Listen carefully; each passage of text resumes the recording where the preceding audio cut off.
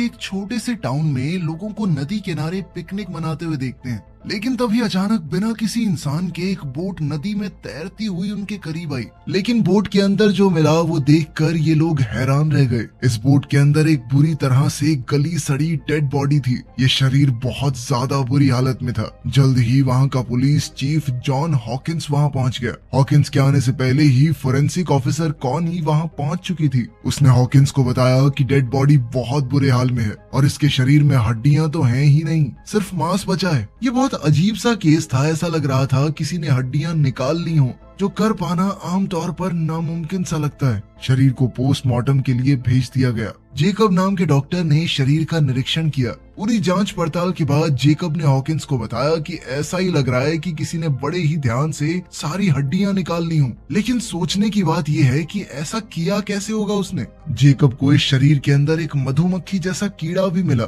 इस कीड़े को जेकब ने एक जार में बंद कर दिया था। हॉकिंग ने कॉनी को ये जार दिया ताकि इसे ध्यान से रख दिया जाए। हो सकता है ये सबूत के तौर पर काम आ जाए और मौत के कारण का पता लगाया जा सके। जल्द ही कॉनी को इस आदमी का नाम पता चला। इस आदमी का नाम था डॉक्टर कोल पार्सन्स। वो एक साइंटिस्ट है जो लगभग 1 साल पहले यहाँ रहने आया था। उन्हें इस आदमी का वॉलेट और कुछ सामान बोट पर ही मिला। वो पहले यूनिवर्सिटी में एक प्रोफेसर हुआ करता था, लेकिन फिर उसने सब कुछ छोड़ दिया और अकेले जाकर नदी के किनारे रहने लगा, जंगल के बीचों बीच। हॉकिंस को इस केस की अच्छे से जांच करने के लिए उस आदमी के घर जाना होगा। इसके बाद हम मैग नाम की एक लड़की को देखते हैं, जो कि हॉकिंस की एक्स गर्लफ्रेंड है। मैग पुलिस के लिए जंगल की गाइड के तौर पर काम करती थी। हॉकिंस ने मैग से मिलकर इस केस के बारे में पूरी जानकारी दी। मैग उस साइंटिस्ट को जानती थी। लगभग 1 साल पहले मैग ने उस साइंटिस्ट की कुछ सामान लाने में मदद भी की थी। वो जानती थी कि ये साइंटिस्ट किसी एक्सपेरिमेंट पर काम कर रहा है, लेकिन इस एक्सपेरिमेंट के बारे में ज्यादा कुछ नहीं पता उसे। हॉकिंस ने मैग को अपने साथ चलने के लिए कहा ताकि इस केस की अच्छे से छानबीन हो सके, और मैग इसके लिए तुरंत मान भी गई। हॉकिंस ने जेकब को भी साथ आने को कहा। इस छानबीन पर चलने से पहले हॉकिंस ने कुछ सूचना इकट्ठी की और तभी उसे एक और परेशान कर देने वाली खबर मिली। उस साइंटिस्ट की एक छोटी बेटी भी थी जो लगभग 1 साल पहले गायब हो गई थी और उसे आज तक कोई नहीं ढूंढ पाया। अगले ही दिन हॉकिंस, मैग और जेकब ने सारा सामान बांधा और घने जंगल की ओर निकल पड़े। इस सफर का कुछ हिस्सा उन्हें बोट से तय करना होगा ताकि वो साइंटिस्ट के केबिन तक पहुंच सकें। जब ये लोग रास्ते में थे तो अचानक कॉनी का फोन आया। कॉनी ने बताया कि जो कीड़ा इस आदमी के शरीर में मिला है वो कल तो मर गया था और आज फिर से जिंदा हो गया। कॉनी ने पूछा कि क्या मैं इस कीड़े को जांच के लिए लैब में भेज दूं, लेकिन हॉकिंस ने कहा कि मेरे लौटने का इंतजार करो। कॉनी ने यह भी बताया कि जब इस साइंटिस्ट की बेटी गायब हुई थी तो उसकी पत्नी का दिमागी संतुलन हिल गया था और उसे 3 महीने तक अस्पताल में रखा गया था। वो बार बार अपने पति को ही अपनी बेटी के गायब होने के लिए जिम्मेदार ठहरा रही थी। जैसे जैसे रात हुई, हॉकिंस, मैग और जेकब अपनी मंजिल तक पहुंचे। कभी नदी किनारे जो सुंदर घर हुआ करता था वो अब एक डरावना अकेला कैबिन बन चुका है, जहां कोई नहीं आता जाता, किसी तरह का कोई रखरखाव नहीं है। मैग ये देखकर बहुत दुखी हुई क्योंकि जब 1 साल पहले वो यहाँ आई थी तो ये जगह बहुत खूबसूरत थी। हॉकिंस ने मैग और जेकब को बाहर रुकने को कहा और उसने पहले अंदर जाकर देखा कि वहाँ कोई खतरा तो नहीं है। उसने आवाज भी लगाई कि शायद अंदर कोई हो, लेकिन ये जगह पूरी तरह तहस नहस हो चुकी थी। सारा सामान, फर्नीचर इधर उधर बिखरा हुआ था और ये तो देखकर ही पता चल रहा था कि यहाँ काफी समय से कोई नहीं रह रहा। जब हॉकिंस ने इस जगह की छानबीन शुरू की तो उसे कुछ अजीबोगरीब चीजें मिली, जैसे अजीब तरह से हिलती हुई छत, जिसे देखकर ऐसा लग रहा था मानो वो जिंदा हो। जल्द ही हॉकिंस को एक कमरा मिला जिसका दरवाजा बहुत अच्छी तरह से बंद किया गया था। उसने अभी के लिए ये दरवाजा नहीं खोला और बाहर मैग और जेकब को बुलाने गया। रात बहुत ज्यादा हो गई थी, इसीलिए उन्होंने सोचा कि जंगल में वापस जाना सही नहीं रहेगा, रात को यहीं रुक जाते हैं। लेकिन इस जगह का माहौल बहुत ही अजीब और डरावना था। घर में घूमते हुए भी अजीब और डरावनी आवाजें गूंज रही थी। हॉकिंस ने कहा कि डरने की बात नहीं है, ये आवाजें किसी चूहे या रकून की होंगी, लेकिन असल में तो टेंशन बढ़ती गई। अचानक इस केबिन की लाइटें जलने बुझने लगी, जिससे ये जगह और भी ज्यादा अजीब और डरावनी लगने लगी। जल्द ही उन्हें एक बेसमेंट का दरवाजा दिखाई दिया। उन्होंने सोचा कि नींद तो यहाँ वैसे भी नहीं आएगी, तो थोड़ी छानबीन ही कर लेते हैं। नीचे बेसमेंट में उन्हें एक बड़ी बिजली पैदा करने वाली मशीन मिली। ये अजीब सी मशीन एक बड़े इंडस्ट्रियल चार्जर जैसी लग रही है। पूरी तरह इस मशीन का क्या काम है ये उन्हें भी समझ नहीं आया, लेकिन ये मशीन काफी ताकतवर और खतरनाक लग रही है। हॉकिंस ने जो रिसर्च यहाँ आने से पहले की थी उसमें भी ऐसी किसी मशीन का जिक्र था। इस घर की रसोई में छानबीन करते हुए उन्हें पता चला कि रसोई की अलमारी से कुछ तारें ऊपर की तरफ जा रही हैं। इन तीनों ने अंदाजा लगाया कि जो भी मशीन इस घर में मौजूद है वो जरूर ऊपर वाले कमरे में होगी।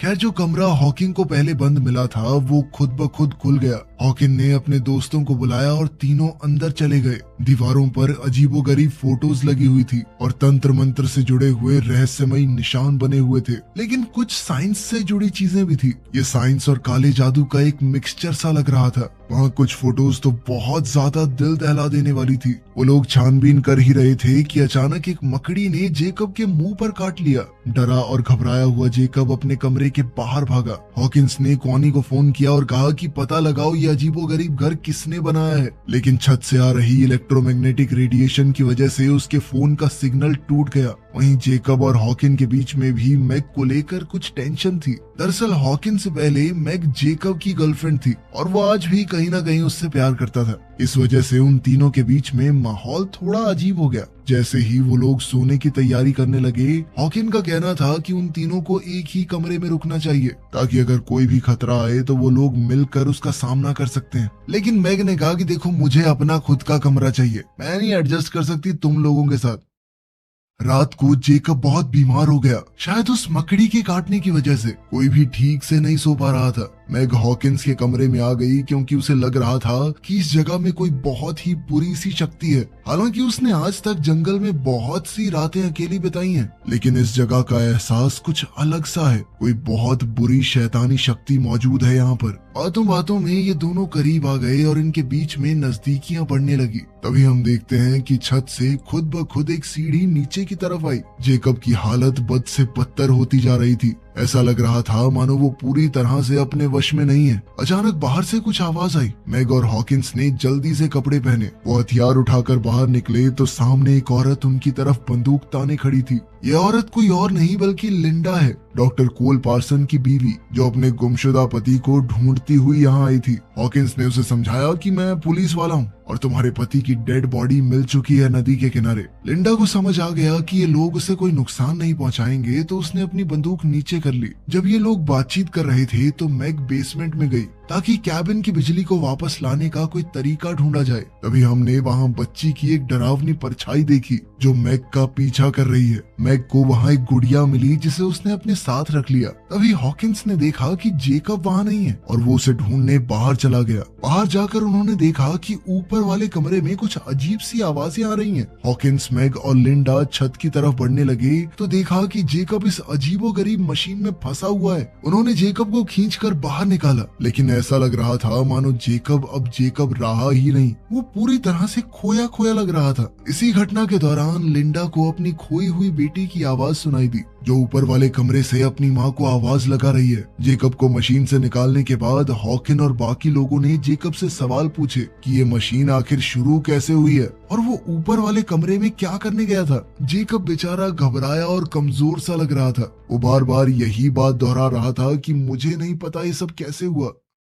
लिंडा उस मशीन के सामने खड़ी होकर थोड़ा घबराई हुई उसे देख रही थी। मैग वहां आई और लिंडा से पूछा कि तुम्हें कोई अंदाजा है कि ये मशीन है क्या। लिंडा ने बताया कि एक इलेक्ट्रोमैग्नेटिक मशीन है जो बहुत ताकतवर मैग्नेटिक फील्ड बनाने में इस्तेमाल की जाती है। उसने आगाह किया कि ये मशीन इंसानों के लिए बहुत ही ज्यादा खतरनाक और जानलेवा है। हॉकिंस लिंडा को उस कमरे में ले गया जहां वो अजीबोगरीब फोटोज दीवारों पर चिपकी हुई थी। लिंडा ये सब देखकर और ज्यादा घबरा गई। वो अपने पति के साथ 10 साल रही है और उसे अच्छी तरह से जानती है कि ये काम उसका बिल्कुल नहीं है। उसने पूरे कॉन्फिडेंस के साथ कहा कि ये काम मेरे पति का बिल्कुल नहीं है। अब उसे डर था कि शायद किसी बेहद डरावनी चीज ने मेरे पति को अपने वश में कर लिया है। तभी हॉकिंस को वहाँ एक लैपटॉप मिला जिस पर पासवर्ड लगा हुआ था, तो वो उसे खोल नहीं पाया। उसने लिंडा से इस पासवर्ड को खोलने में मदद मांगी। इससे पहले कि वो कुछ करते, उन्हें खिड़की से घर के बाहर कोल खड़ा हुआ मिला जो कि जिंदा और बिल्कुल ठीक था। वो घबरा कर बाहर की तरफ भागे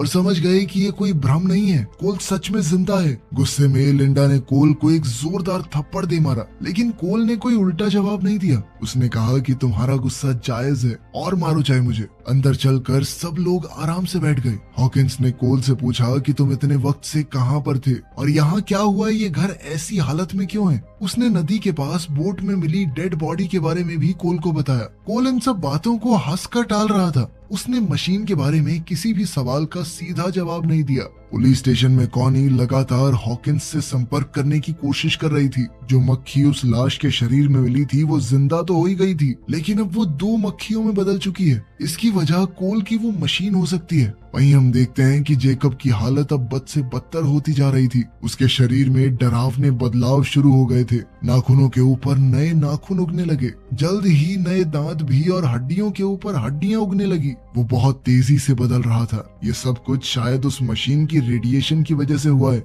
हॉकिन ने कोल से काफी सवाल जवाब किए, लेकिन कोल ने कोई भी सही जवाब नहीं दिया। यहाँ तक कि जब लिंडा ने उससे पूछा कि तुम कहाँ गए थे, तब भी उसने कोई खास ढंग का जवाब नहीं दिया। और उधर जेकब कोल की बातें इस तरह मान रहा था मानो वो उसका कोई नौकर हो। जब लिंडा जेकब की हालत देखने गई तो उसका शरीर इस तरह से बदला हुआ देखकर वो बहुत ज्यादा डर गई। वो तुरंत हॉकिंस और मैग को बताने गई। जेकब के शरीर में ऐसा भयानक बदलाव देखकर वो लोग समझ गए कि उन्हें जल्द से जल्द यहाँ से निकलना होगा। जब वो लोग बाहर निकले तो देखा कि जिस बोट से वो सब यहाँ पर आए थे वो अब गायब है। हॉकिंस को कोल के ऊपर अब और ज्यादा शक होने लगा, लेकिन कोल अभी भी इन सारी चीजों को मजाक में ले रहा था। हॉकिंस ने गुस्से में अपना आपा खो दिया। उसने कोल को एक जबरदस्त मुक्का दे मारा और उसे बांध दिया ताकि वो आगे किसी चीज में मुसीबत ना पैदा कर सके।